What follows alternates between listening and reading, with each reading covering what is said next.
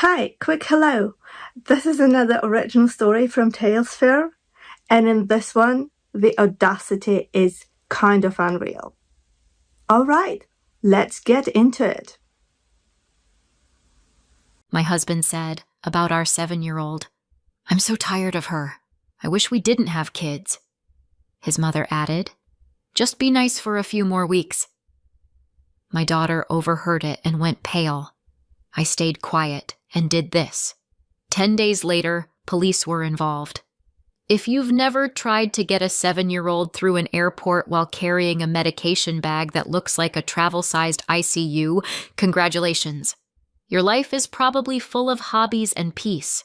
My daughter, Katie, has asthma and allergic rhinitis, which is a fancy way of saying her lungs and her nose have personal grudges against the entire Pacific Northwest. Not dramatic, not tragic, just constant. Asthma is a routine. Allergies are a routine. Together, they're a routine that comes with props. Rescue inhaler, controller inhaler, spacer with a mask, saline spray, nasal steroid, antihistamines. A laminated asthma action plan the school nurse treats like sacred scripture. When you parent a kid like Katie, you don't pack. You inventory. That morning, I was doing my usual checklist while trying not to be late for our flight out of Seattle. We had an appointment at a pediatric allergy pulmonology center in another city. Not an emergency, not a heart-stopping rush to the hospital thing. Just a big, annoying, important specialist visit where you answer the same 50 questions and then leave with a new stack of forms. The kind of appointment you wait months for. Katie sat at the kitchen table swinging her legs, eating cereal like she wasn't the reason my calendar looked like a medical conference schedule. Mom, she said, nasal voice thick with allergies. Do I have to do the spray again? Yes, I said, in my calm mom tone, even though my calm mom tone has been held together with caffeine and sheer willpower since 2018. 2 sprays, 1 in each nostril. She frowned like I was offering her broccoli dipped in sadness. I handed her the nasal spray, then glanced at the time. We were okay. We were okay. We were... Andrew walked into the kitchen, freshly showered, clean-shirted, looking like a man who had no idea what was in our medication pouch, or what it cost, or why the school nurse had my number saved under Asthma Mom. He kissed the top of Katie's head. Then he looked at me and said, You sure you need to fly out for this? Seems like a lot. I didn't bite. I didn't even blink. It's the specialist, I said. And we need updated documentation for school, and her meds have been inconsistent. Andrew made a face like I'd said, We need to pay taxes. Okay, he said, too quickly. Whatever you think. My husband used to say that like it was supportive. Lately, it sounded like someone agreeing to a movie they didn't want to watch. I zipped Katie's backpack. I grabbed the snack bag. I grabbed my laptop. Because I own a small chain of coffee shops, and the universe does not care if you're flying for your kids' lungs. There are still invoices. There is still payroll. Oat milk does not order itself. Then I grabbed the medication pouch and set it right next to my purse. Right there. Right in front of me. Which is important. Because apparently my brain has a feature where, if I'm stressed, it will temporarily uninstall common sense. We got a rideshare to SeaTac. Katie chatted about cartoons. I answered 2 work calls. I remembered to breathe. We got into the terminal. We had boarding passes. We even had time to hit the bathroom. And then, as we sat near our gate, I opened my tote bag to do my usual, I'm a responsible parent check. Snacks? Yes. Water? Yes. Tablet? Yes. Headphones? Yes. Medication pouch? No.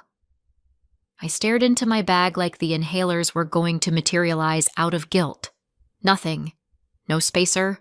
No nasal spray. No antihistamines. No folder with the referral and her last notes. Just me, a growing sense of doom, and a child whose lungs occasionally decide to get creative. At least I always kept her rescue inhaler in my purse, my non-negotiable rule. But without the rest of her meds and paperwork, the appointment was pointless. So yes, I turned around. I closed my eyes for 1 second. Then I stood up. Katie looked up at me. "Mom?"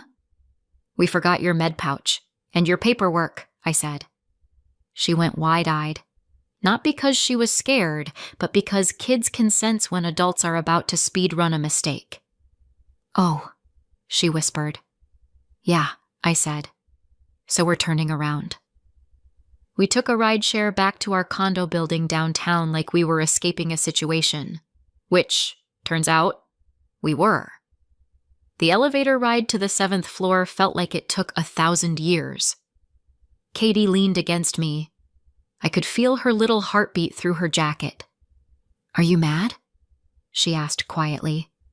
"I'm not mad at you," I said. "I'm mad at my own brain. Different." She nodded like that made sense, because kids accept your chaos as long as you label it. When we got to our floor, the hallway was too quiet. I slid my key into the lock and turned it slowly. I wasn't trying to sneak. I just didn't want to startle anyone, because Andrew should have been at work. But when the door opened a crack, I heard voices. 2 voices. Andrew's and Carol's. Carol is Andrew's mother. She's the kind of woman who says, "I'm just being honest," right after she's been cruel. The kind of woman who considers boundaries a personal insult. I paused, hand still on the door, and listened without meaning to. Katie stood beside me, clutching her backpack strap. Inside, Carol said, "Just be nice for a few more weeks. That's all you have to do." Andrew sighed. "I am being nice." Carol made a small disbelieving sound. "You're sulking." Andrew's voice sharpened. "I'm not sulking. I'm tired." Carol. "Good. Stay tired. It means you'll actually do something." There was a clink, like a mug being set down. Andrew said lower, "I'm so tired of her. I wish we didn't have kids." Time stopped. Katie's body went stiff beside me. My stomach dropped so hard I swear it hit the lobby. Carol didn't gasp. Carol didn't say, "That's horrible." Carol said, "Well, we can't change that now, so we change everything else."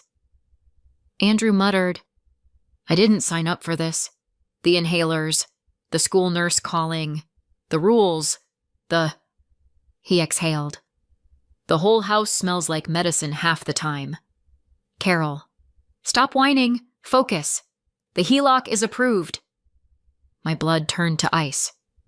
Andrew, "And the closing? Are you sure it's scheduled?" Carol, "Yes. Title company on Maple Street. Next week. You'll go in with the power of attorney and sign what needs signing." Andrew, "What if they call Emily?"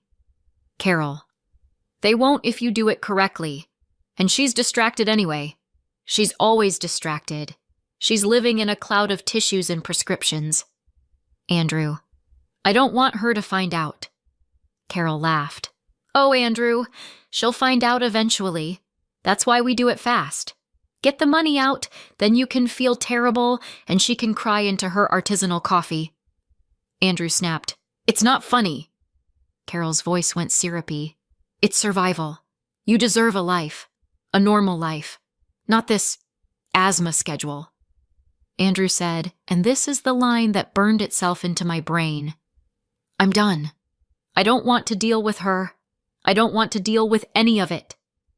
Katie made a tiny noise, like a swallowed sob. I didn't burst in. I didn't slam the door open. I didn't scream. Because my daughter was right there, and because stress is not great for asthma. Like, at all. So I bent down, covered her hand with mine, and whispered, "Eyes on me, okay? We're going to leave.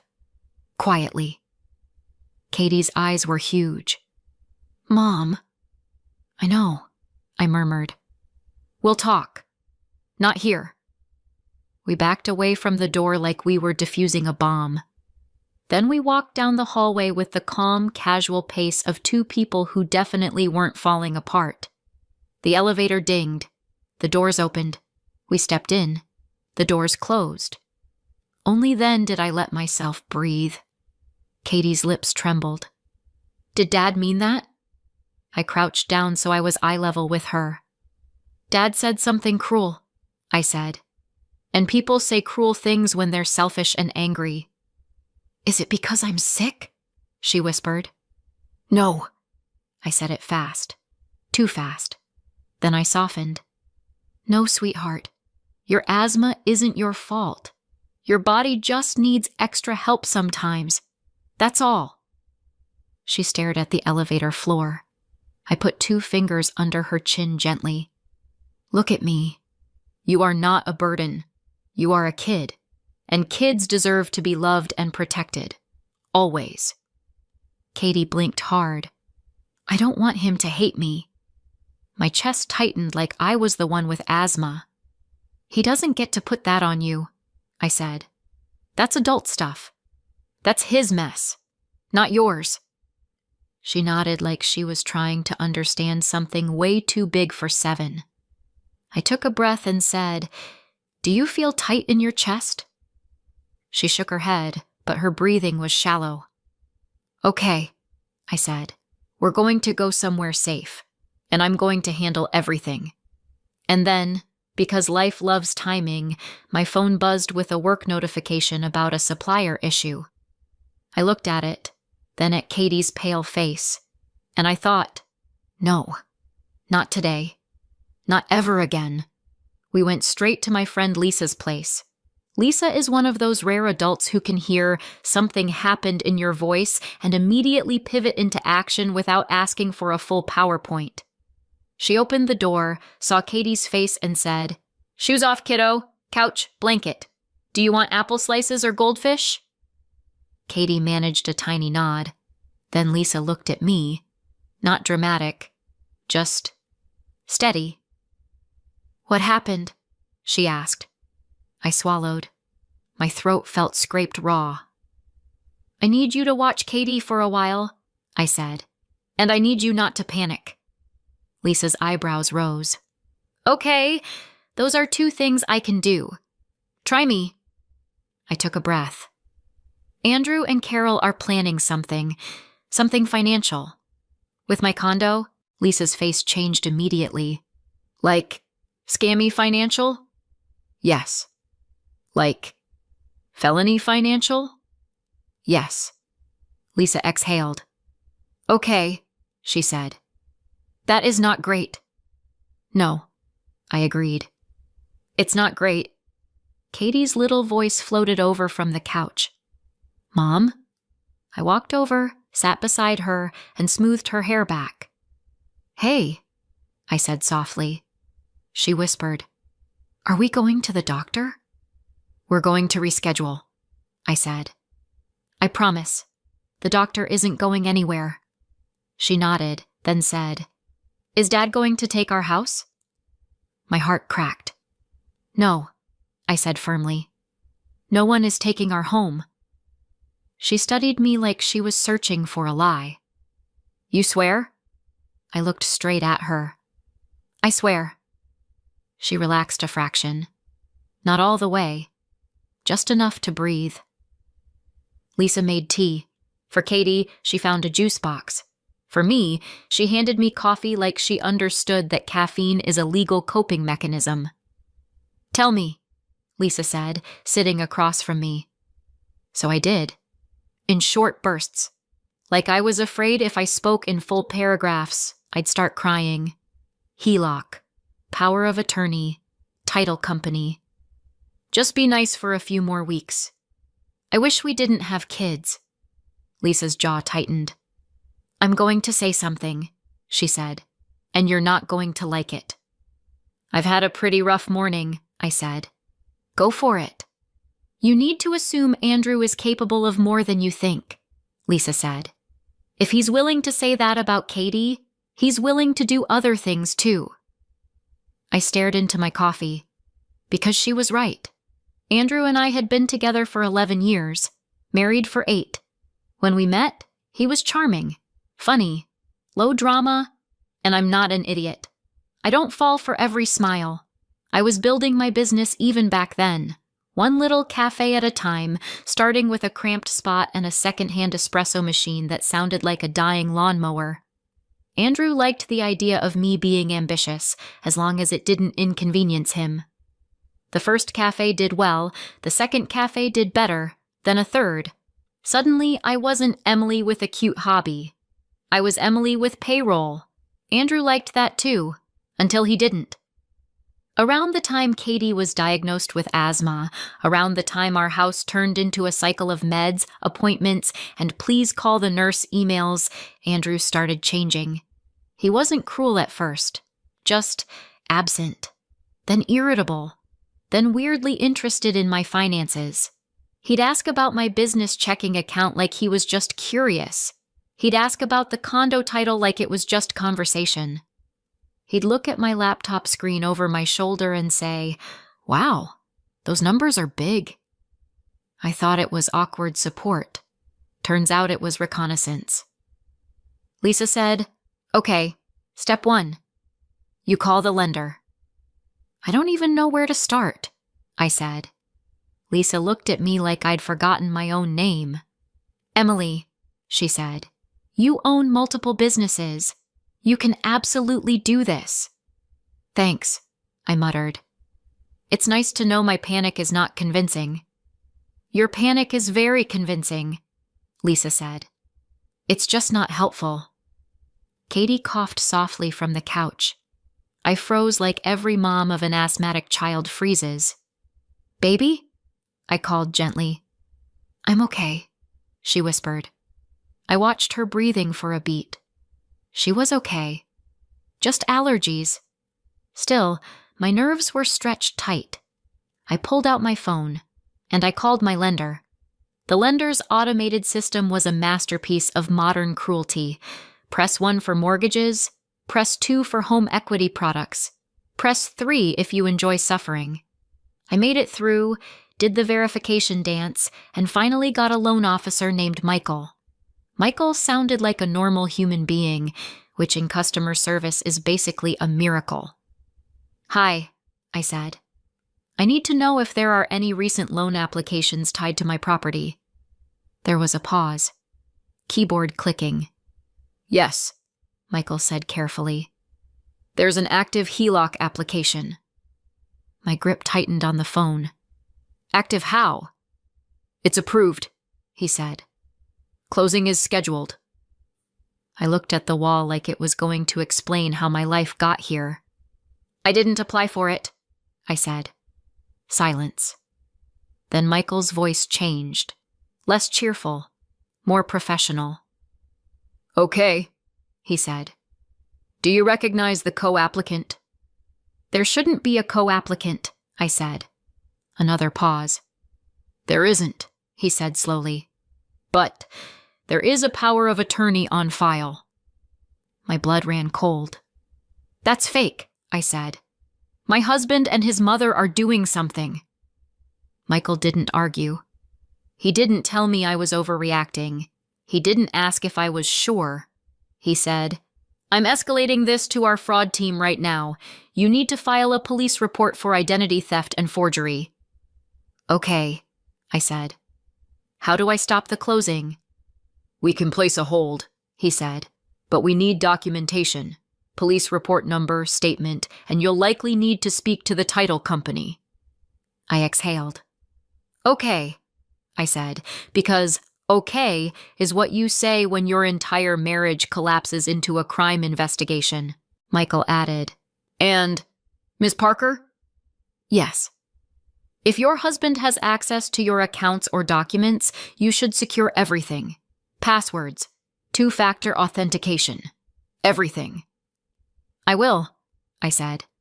Then I hung up and stared at my phone like it had insulted me.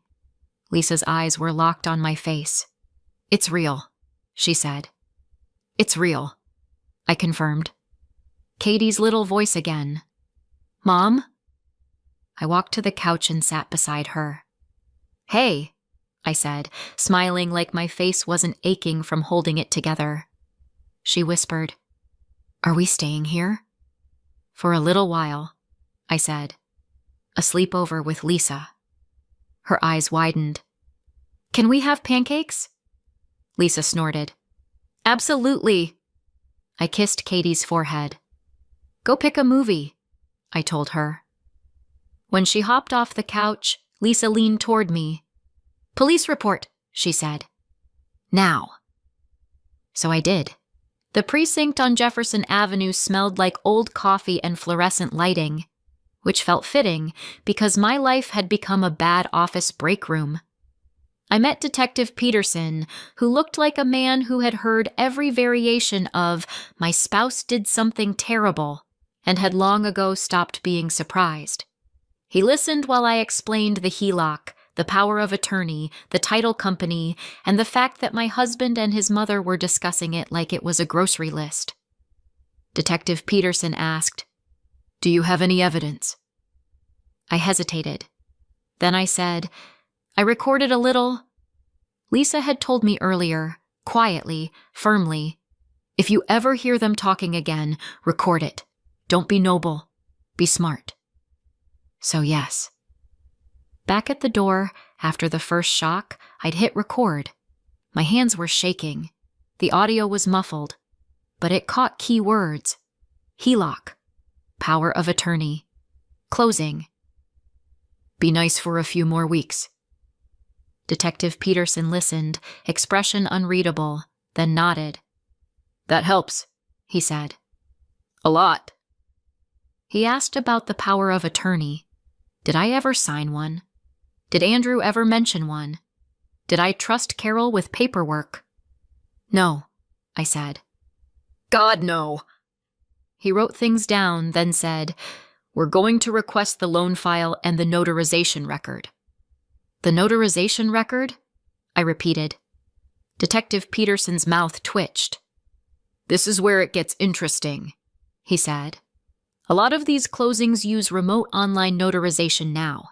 If that's the case, there's a video record." A video record? My stomach flipped. Because if there was video, there was proof. And if there was proof, there was no way Andrew could gaslight his way out. Detective Peterson gave me the case number and said, "Don't confront him. Don't tip them off. Let the fraud team and us do our jobs."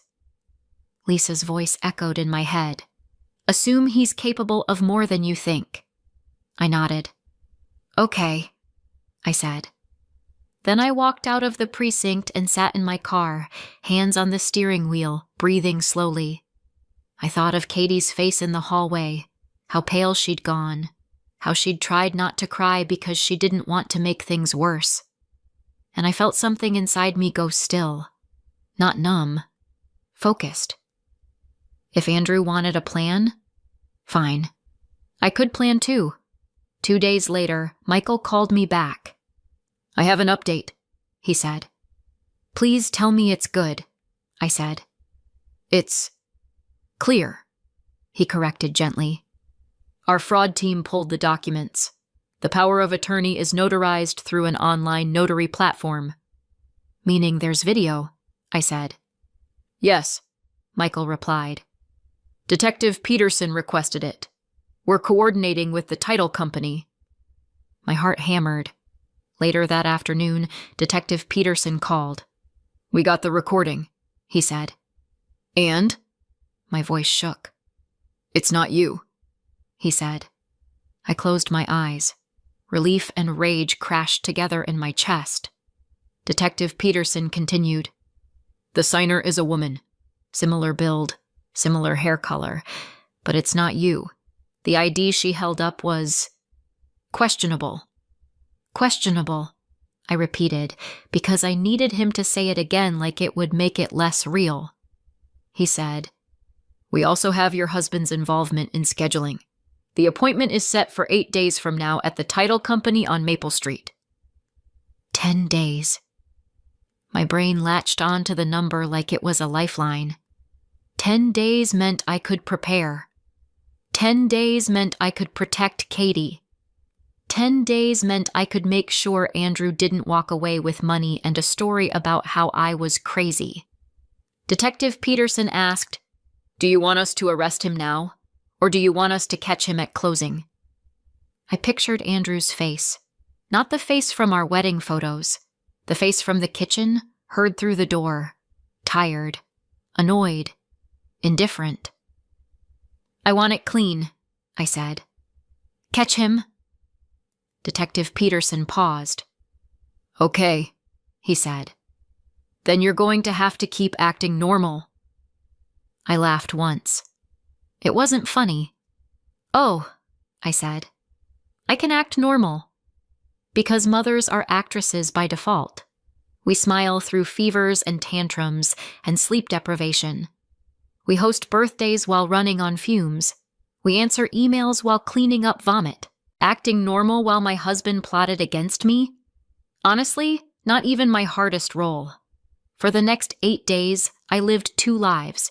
In one life, I was a business owner, a mom, and a normal wife. In the other life, I was quietly locking down everything Andrew could touch. Step 1. Katie. I called her school and updated the pickup list. Only me and Lisa. No Andrew. No family friend. No Carol. The school secretary didn't ask questions because this is America and every school has seen at least one divorce situation that made them regret choosing education as a career. I met with the school nurse and handed her an updated asthma action plan. "I also need to make sure," I said carefully, "that no one can change Katie's emergency contacts without my permission." The nurse gave me a look that said, "Oh, that kind of situation." "Got it," she said. "We'll note it." Step 2. My money. I changed passwords. Every password. Banking, payroll, vendor accounts, email, even the streaming services, because I was not about to let Andrew keep watching my Hulu with my dignity. 2-factor authentication on everything. I moved important documents, birth certificates, property paperwork, insurance policies, into a safe deposit box. Lisa helped because Lisa doesn't believe in doing scary things alone. "Do you feel like a spy?" she asked as we walked out of the bank. "I feel like a woman who learned her husband is an idiot," I said. "That's most spies," she replied. Step 3. Andrew. Andrew came home every night and performed husband theater. "How was your day?" he'd ask. "Busy?" I'd say. "How's Katie?"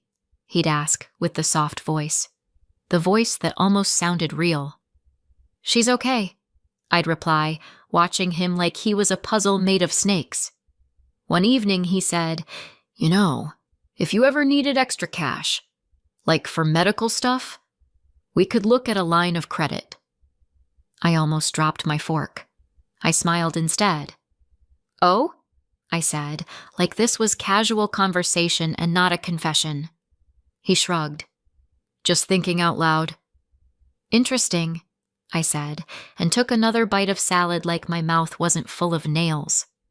Carol texted me during those 10 days too. Always something nice. "How's sweet Katie? I saw this article about air purifiers. You should take better care of yourself, Emily. Stress isn't good for the immune system."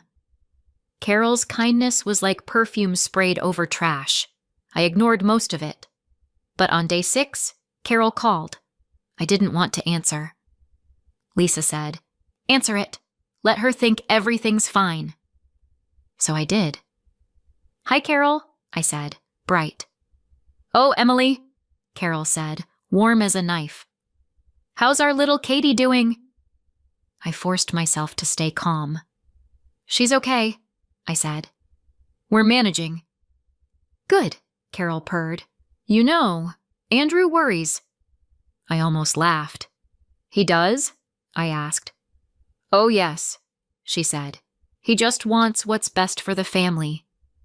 I stared at the wall. "The family," I repeated. Carol continued. "And you've been so busy. With the shops, with appointments, with everything. You must be exhausted." "Yes," I said truthfully. "Well," she said, "if you ever need help, you know I'm here." I pictured her in my kitchen, plotting my financial destruction. "You're so kind," I said. My voice didn't crack. I was proud of myself. After I hung up, I went into the bathroom and stared at myself in the mirror. My face looked normal, but my eyes looked different, like someone who had stopped believing in excuses. Katie, meanwhile, was doing what kids do. She drew pictures, she watched cartoons, she asked for pancakes, and sometimes, when she thought I wasn't looking, she watched me like she was checking if I was still there. One night, as I tucked her into bed, she whispered, "Mom?" "Yes, baby." "Do you still love Dad?" she asked. My throat tightened. "I love the part of him I thought was real," I said carefully. Katie frowned. "But he said he didn't want kids." I sat on the edge of her bed and smoothed her blanket. "Sometimes adults say things they don't understand," I said. "Sometimes adults are wrong." "Is he wrong about me?" she whispered. "No," I said fiercely. "He's wrong about you. You are wonderful." She stared at her stuffed animal. "Okay," she said softly, like she was trying to accept it. I kissed her forehead. "You and me," I whispered. "We're a team." She nodded. And in that moment, any lingering hesitation I had about what I was doing disappeared. Because this wasn't just about money or property, this was about safety. This was about showing my daughter that when someone tries to hurt you, emotionally, financially, any way, you don't shrink. You act. On day 8, something happened that made the whole thing even uglier. I was at my flagship cafe, the one with the long line and the baristas who can spell Siobhan correctly on the first try, when a woman walked in looking like she hadn't slept in a year. She hovered near the counter, then finally said, "Are you Emily Parker?" "Yes," I said cautiously. She swallowed. "My name is Megan," she said. I think your husband might be... I don't know how to say this." My stomach sank. Megan glanced down at the stroller beside her. A toddler, Timothy, sat inside, chewing on a toy, oblivious. Megan's hands shook as she continued. "Andrew told me you were separated," she said. "He said he was moving out soon. He said you were... unstable." Lisa's words echoed again. "Assume he's capable of more than you think." I motioned Megan to a quiet table. She sat, gripping her coffee like it was an anchor. "I didn't come to ruin your life," she said quickly. "I didn't even know. He asked me for money. He said he needed help because you were draining him with medical bills and he couldn't access his accounts." My jaw clenched. "He asked you for money?" I repeated. Megan nodded, eyes shining. "He said once he got this loan sorted, he'd pay me back. He made it sound temporary." Timothy babbled, happy. Megan looked at him, then at me. "I feel stupid," she whispered. I took a slow breath. "You're not stupid," I said. "You were manipulated." She hesitated. Is he dangerous?" I thought of the hallway, the voice, the plan. "I don't know," I said honestly. "But I know he's willing to do illegal things, and I know he's willing to lie to your face while doing them." Megan's shoulders sagged. "I have messages," she said. "Screenshots. If you need them." "I do," I said. Because if Andrew was running multiple scams, this wasn't just family drama. This was a pattern. When Megan left, I sat alone for a moment in my office behind the cafe and stared at the wall. I felt numb. Then I felt furious. Then I felt strangely clear.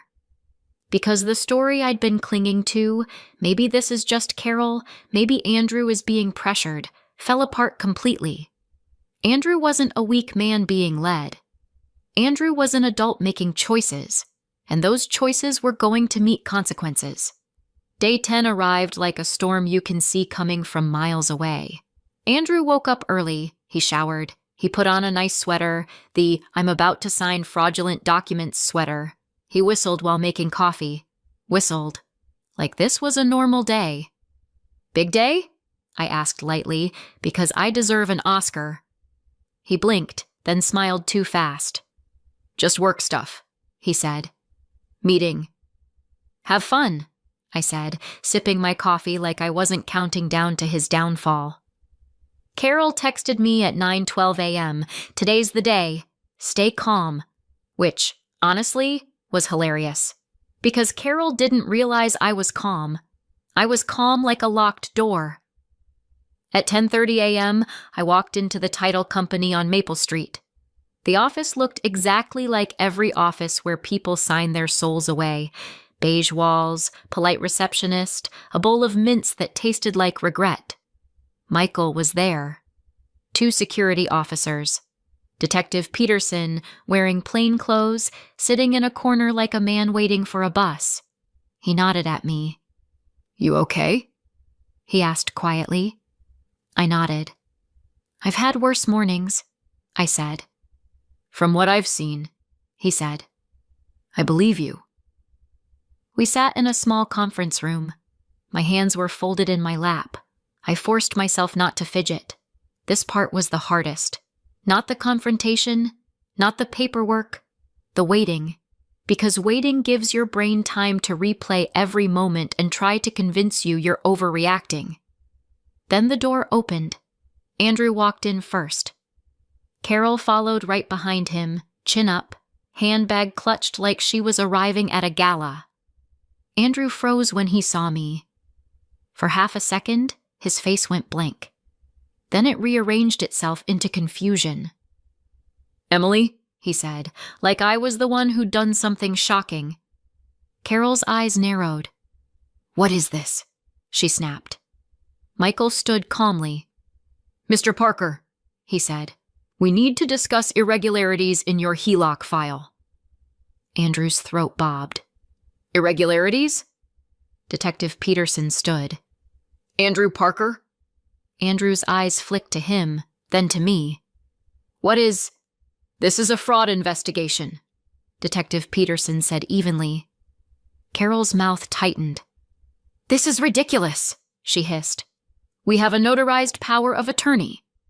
Michael lifted a folder.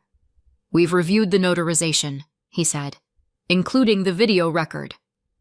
Andrew's face drained of color.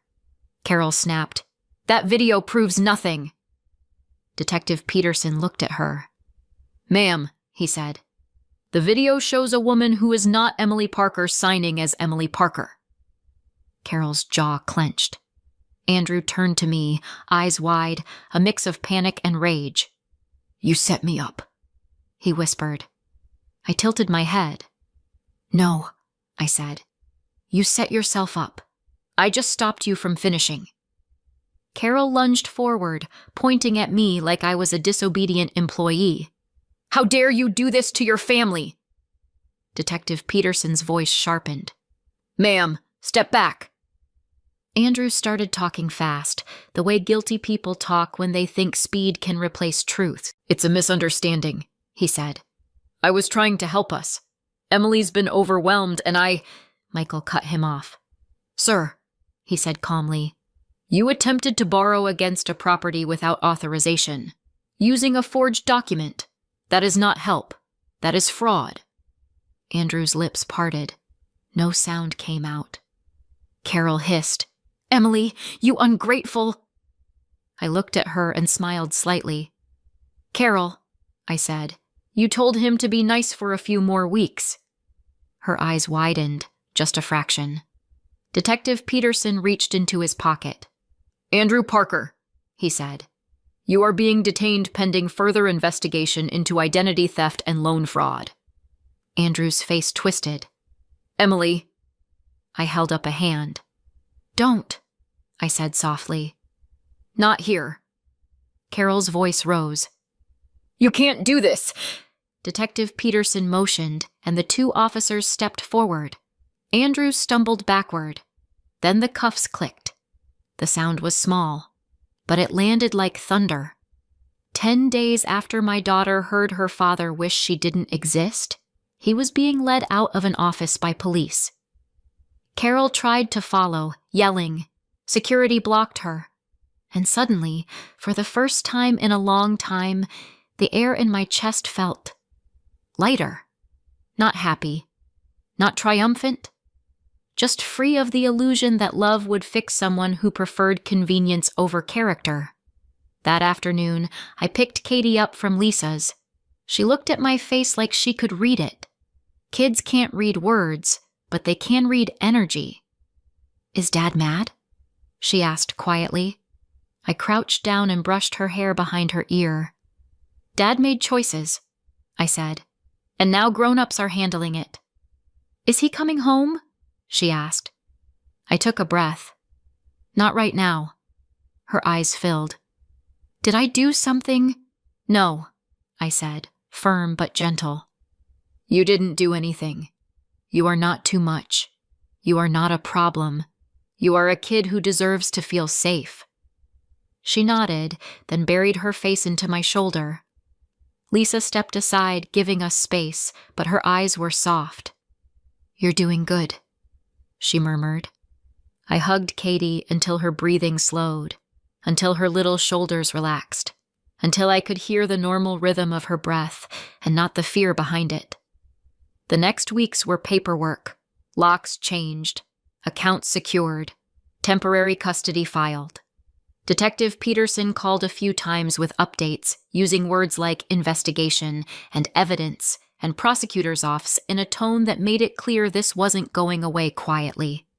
Andrew hired a lawyer, Attorney Morgan, who left me a voicemail about amicable resolution.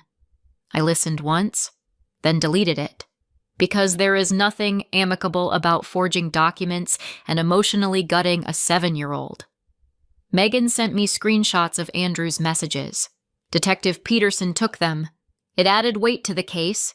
Carol tried calling, she tried texting, she tried showing up at my cafe like she had a right to the space. She didn't. I told my staff, if Carol Parker walks in, call me, and if she causes a scene, call security. One barista asked, wide-eyed, "Is she, banned?" "She's emotionally banned," I said. "Legally, we're working on it." Katie asked about her grandma one night. I didn't lie. "Grandma Carol made some bad choices," I said. Katie frowned. "Why?" I tucked her blanket around her. "Some people want control more than they want peace," I said. "And sometimes they confuse those things." Katie thought about that, then said, "I want pancakes." I laughed once. "Me too, baby." Because here's the truth. Parenting teaches you how to live through chaos. You don't get the luxury of falling apart for a week. You get 5 minutes in the bathroom maybe, and then you make dinner. You make the appointment. And yes, we rescheduled the specialist visit. A few weeks later, Katie and I flew out again. This time, I triple-checked the medication pouch like it was my passport to sanity. At the clinic, the doctor was kind and blunt. We updated Katie's action plan, adjusted her controller medication, talked triggers, talked school accommodations, talked about how anxiety can mimic asthma symptoms and how to handle that gently. Katie got a sticker that said, "Brave Patient." She held it up proudly. "Mom," she said, "I did it." "You did," I said, and I meant it in every possible way. On the way out, she asked, "Can we get ice cream?" I looked at her little face, still soft, still hopeful, still mine to protect. "Yes," I said. "We can get ice cream." And as we walked into the bright afternoon air, I realized something simple. Asthma is a routine. Paperwork is a routine. Raising a kid is a routine. But I will never, ever build my routine around a man who thinks my daughter is an inconvenience. Not again. Appreciate you being here. If you enjoyed this, please like the video and subscribe. It really helps the channel. Drop a comment with your thoughts, because I read them all. Thanks again, and I'll see you soon with another story.